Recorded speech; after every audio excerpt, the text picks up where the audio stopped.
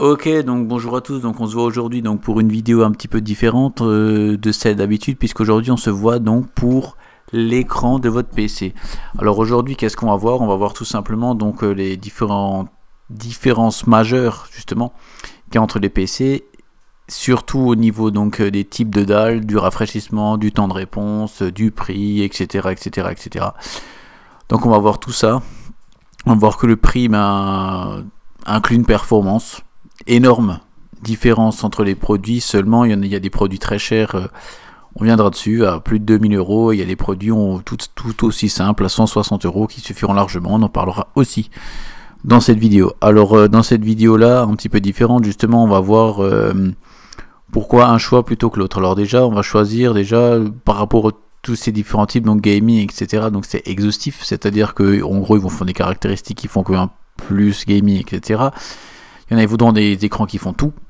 En général, les écrans de graphisme actuellement peuvent faire un peu tout. Je dis pas que c'est excellent pour le gaming, je dis pas que c'est excellent pour le bureautique, je dis juste que ça peut tout faire. Donc voilà, donc cette petite vidéo, donc toujours sur le site de Top Achat, hein, puisque justement, comme son nom l'indique, donc Top Achat. Donc c'est au niveau tarifaire, c'est toujours intéressant. Niveau contenu, c'est pareil. Donc on va déjà prendre des dalles d'écran qui sont à peu près normaux, hein, c'est-à-dire des dalles d'écran entre 22, 23 et 27 pouces. En gros à peu près ça, on les laisse appliquer les filtres. Une fois que c'est chargé, donc voilà, on a des écrans standards, c'est-à-dire que c'est des écrans, c'est pour une utilisation mono-écran principalement, c'est-à-dire qu'il y en a qui vont plutôt mettre 3 écrans de 21, etc. On va rester sur du simple.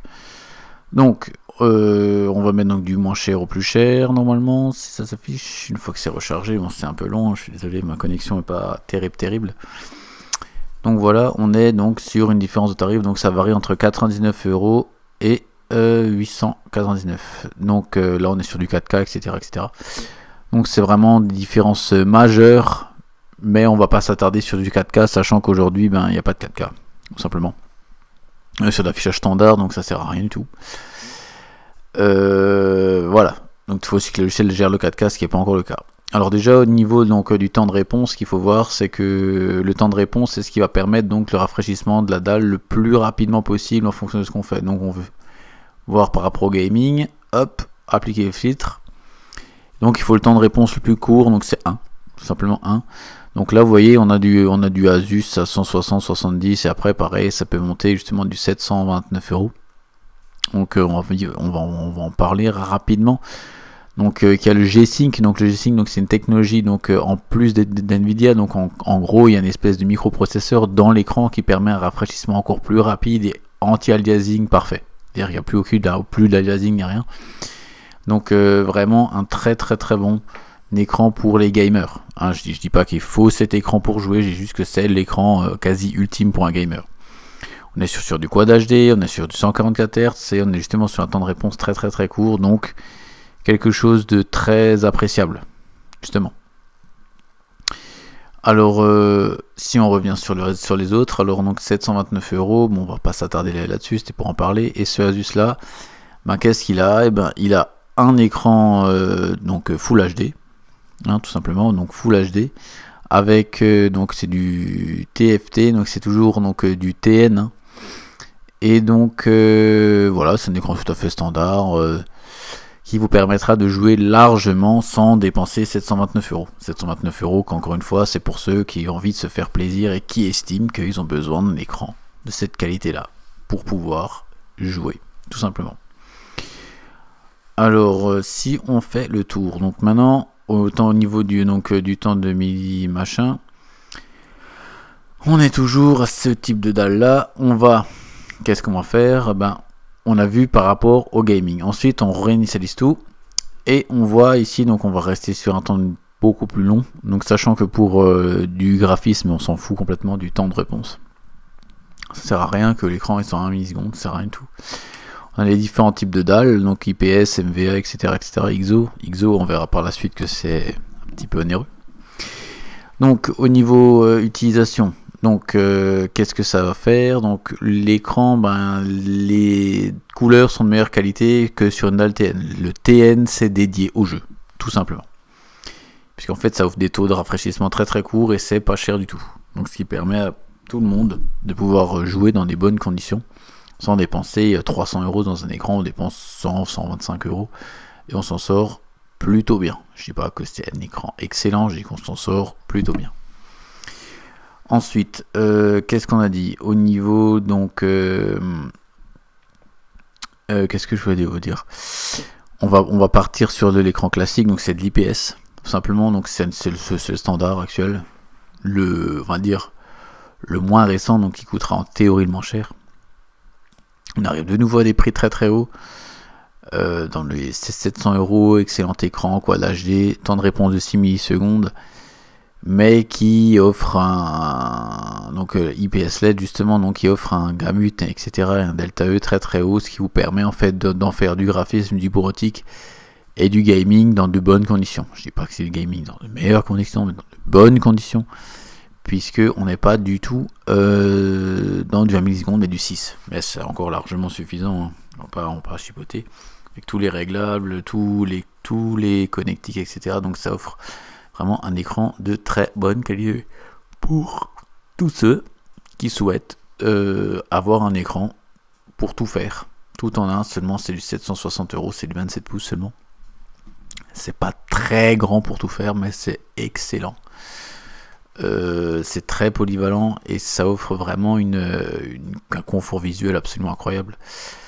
Seulement, comme dit, c'est vraiment pour ceux qui veulent pas seulement jouer. C'est ceux qui veulent faire de la photo par exemple, avec ça c'est excellent, puisqu'on dépasse l'Adobe RVB, mais on reviendra là-dessus dans d'autres vidéos. On va s'attarder là-dessus. Alors on a cet écran là, on a aussi des très bons écrans, 160 €, 255 €, 209 €, etc. On va toujours essayer de partir graduellement. Donc vous voyez par exemple, donc il y a des Asus, des Yamaha, etc., etc. Voilà, donc on a un écran, voilà, pour 169 € en 23 pouces, de qualité tout à fait correcte, en Full HD, en IPS.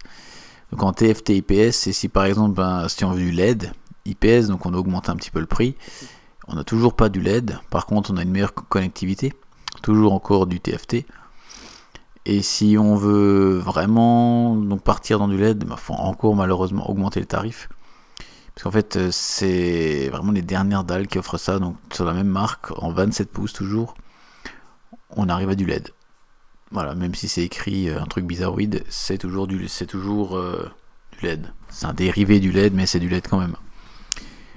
Donc voilà, donc pour les écrans tout en un. Après, c'est dédié principalement au graphisme, hein, je vous le cache pas. Dédié principalement au graphisme. Alors, si maintenant, donc pareil, ça c'est aussi du 4K, etc. Donc, ça reste un investissement, mais c'est franchement pas quelque chose que je conseillerais à l'heure actuelle pour un achat d'écran, sachant que ça sert strictement à rien. Si on fait pas des vidéos 4K ou de la photo haute résolution. Tout simplement. Retoucher les photos de son iPhone sur un écran comme ça, c'est un peu idiot. Ça sert à rien du tout. Strictement rien. Par contre, au niveau du contenu, alors il y a tous les prix, il y a toutes les marques, il y a toutes les gammes, mais ce qu'il faut retenir, c'est que le TN c'est dédié au jeu tout simplement. Après il y a IPS qui est standard, donc qui est pas trop cher, et après il y a tout ce qui est VA et MVA, etc., qui sont des dérivés, qui offrent des meilleurs angles de vue, etc., mais qui sont plus récents, donc qui risquent de coûter plus cher. Donc si maintenant on regarde, hop, l'ISO. Alors l'ISO c'est la dernière norme, mais il n'y en a pas. C'est tout à fait logique, puisqu'en fait l'ISO c'est les plus chers, enfin c'est les écrans les plus chers, mais pour vous montrer, l'ISO en fait il offre un panel de couleurs et un panel de contenu qui sont beaucoup plus maintenus que sur de l'IPS, etc. Donc c'est une technologie d'écran qui est dernière génération, qui est sur de la 4K, donc sur l'écran le plus cher qui est vendu, tout simplement. Donc on est sur quelque chose d'extraordinaire. C'est vraiment le must pour celui-là qui a envie d'avoir le must, tout simplement. Alors est-ce que c'est le meilleur choix à faire? Moi je dirais absolument pas, hein. Franchement, on a par exemple l'écran là qui était à 700 €, suffit largement. Pas besoin d'avoir du ISO je ne sais trop quoi à 2000 €. Inutile, autant avoir deux écrans de 27. On sera d'autant plus productif. Un écran par exemple pour afficher une bibliothèque photo, un écran pour afficher la photo traitée, ce qui nous permettra d'aller plus vite. Donc voilà, donc c'était la fin donc de cette petite vidéo sur les écrans. Alors sur comment les choisir, etc., etc. Donc ce qu'il faut retenir, c'est que la dalle TN c'est dédié au jeu, IPS c'est le standard. Et après donc on a pour tous les prix, toutes les gammes de prix, tous les contenus. Mais ce qu'il faut retenir essentiellement, c'est que c'est à vous de choisir qu'est-ce que vous voulez en faire. Et en fonction de ça, il faut surtout pas partir dans des prix plus hauts, se dire voilà je garde plus longtemps, etc. C'est pas le cas, ça fait que changer, ça fait que évoluer. Donc un conseil, gardez votre écran le plus longtemps possible. Donc des fois il faut de temps en temps se dire voilà je prends l'écran qui coûte 200 et pas 150 parce que lui il a des connectiques qui sont plus récentes, par exemple. C'est un exemple. Donc j'espère que vous aurez compris les différents écrans, les différentes caractéristiques, qu'est-ce qui est dédié au graphisme, qu'est-ce qui n'est pas dédié au graphisme, etc. Pourquoi tel écran, pourquoi un autre écran. Donc il faut vraiment vous partir du principe que c'est sûr que on aimerait acheter par exemple ce type d'écran là à 34 pouces, etc. C'est absolument somptueux, 21/9, tout le violon comme on dit, mais ça servira pas à grand chose si vous l'exploitez pas. Donc autant partir sur des écrans plus standards, à en avoir 2 ou 3 tout simplement, que de partir dans ce genre de truc. Donc voilà, si vous avez des questions justement dans les commentaires, quel écran pour ça, ou justement approfondir certaines parties, pas de souci, on fera une vidéo dessus. En tout cas pour moi c'est fini pour cette vidéo, moi je vous dis à plus, ciao.